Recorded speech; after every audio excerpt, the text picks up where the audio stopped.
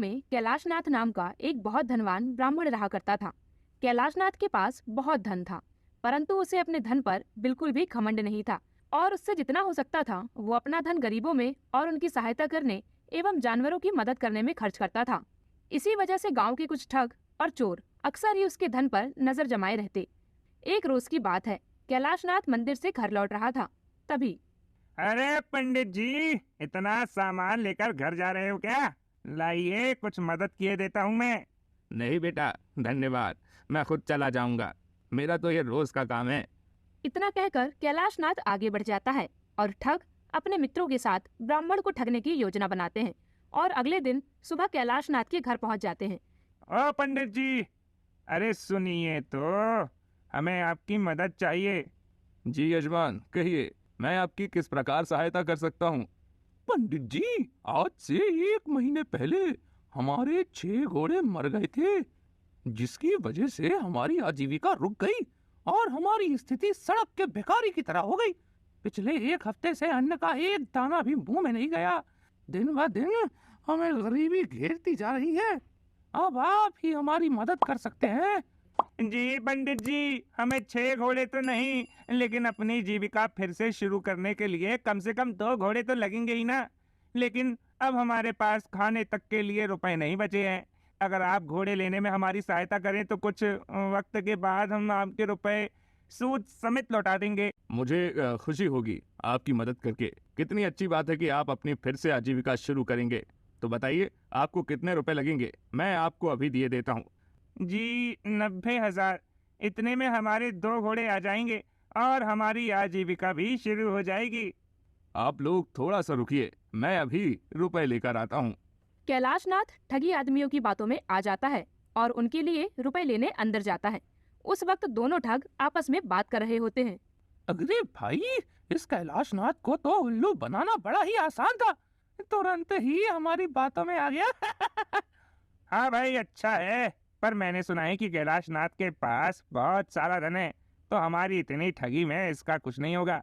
मैं तो कहता हूँ हमें कुछ समय के बाद इससे और धन लेना चाहिए। हाँ भाई, तुम सही कहते हो, अगली बार हम इससे भी ज्यादा धन कैलाशनाथ से ठगी कर लेंगे। इतने में कैलाशनाथ रुपए लेकर आ जाता है और उन ठगी आदमियों को दे देता है। दूर खड़ा हुआ एक चोर, जो कि हर रोज कैलाशनाथ के घर के बाहर से ही चला जाता था, वो आज ये सब कुछ देख रहा था और मन ही मन योजना भी बना रहा था कि आज रात वो कैलाशनाथ के घर चोरी करके ही रहेगा। कैलाशनाथ मन का बहुत ही साफ इंसान होता है। कुछ देर बाद कैलाशनाथ मंदिर की तरफ निकल जाता है और वो ठगी आदमी भी वहाँ से चले जाते हैं। मौका पाकर चोर घर के अंदर घुस जाता है। अरे वाह, आज तो बहुत ही सारा धन मिलने वाला है। अगर कैलाशनाथ उन आदमियों को इतना धन दे सकता है और तो भी उसके पास कमी नहीं है, तो फिर तो मैं थोड़ा बहुत चुरा ही सकता हूँ। चलो देखता हूँ क्या क्या है। चोर कैलाशनाथ के घर से बहुत सारा धन चुराकर अपने साथ ले जाता है और एक जंगल में जाकर कैलाशनाथ का नाम लेकर बहुत जोर जोर से हंसता है। उस वक्त वे दोनों ठगी उस चोर को देख रहे होते हैं और उसके पास आकर कहते हैं, ये क्या, तुमने चोरी की है क्या? वो भी कैलाशनाथ के घर से? देखो अभी बताता हूँ।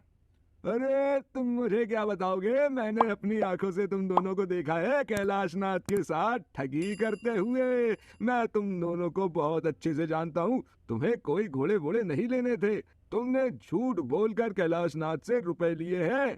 अरे ये तुम दोनों ने क्या लगा रखा है? हम जानते हैं कि कैलाशनाथ के पास बहुत धन है, उसमें से अगर थोड़ा हमने ले लिया तो क्या गलत किया? मैं भी तो यही कह रहा हूँ, क्यों ना हम ठगी और चोरी मिलकर करें। ऐसे में ना तुम पकड़े जाओगे और ना ही मैं।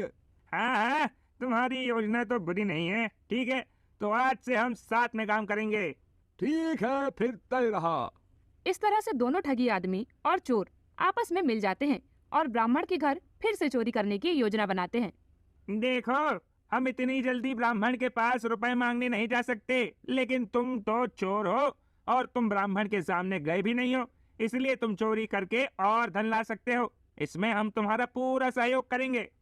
ठीक है, आज शाम जब ब्राह्मण मंदिर जाएगा तब मैं उसके घर में घुस जाऊंगा। अब शाम को जैसे ही ब्राह्मण मंदिर जाता है, उस वक्त चोर ब्राह्मण के घर में घुस जाता है और इन सब में वो दोनों ठगी उस चोर की मदद करते हैं, लेकिन वो आसपास देखना भूल जाते हैं और चोर को ब्राह्मण के घर में घुसते एक लड़की देख लेती है और वो तुरंत ही ब्राह्मण के पास जाकर उसे सारी बात बताती है।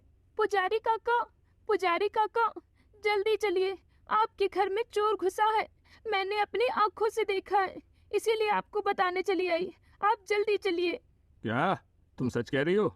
रुको, हमें वहाँ अकेले नहीं जाना चाहिए। मैं अभी पुलिस को खबर किए देता हूँ। कैलाशनाथ पुलिस के साथ अपने घर जाता है और जैसे ही वे ठगी कैलाशनाथ को पुलिस के साथ घर की तरफ आता देखते हैं, वो तुरंत ही वहाँ से रफू चक्कर हो जाते हैं और घर में अकेला चोर फंस जाता है। ये तुम क्या कर रहे हो?